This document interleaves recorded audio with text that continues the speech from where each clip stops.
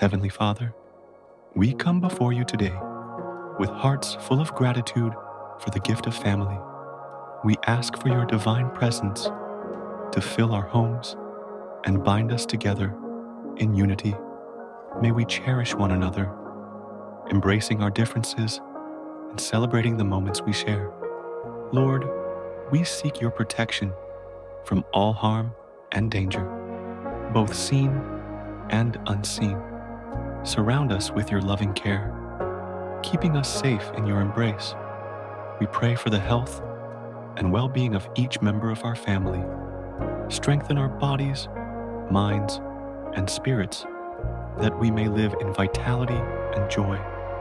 Guide us in our relationships with one another, that we may communicate with love and kindness. Help us to prioritize our family bonds, nurturing them with patience and understanding. May our home be a sanctuary of love, faith, and joy. Fill it with your presence, that it may be a place of peace and refuge for all who dwell within.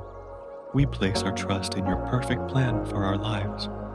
Help us to walk in faith, knowing that you are guiding our steps and that your love endures forever. In your holy name, we pray. Amen.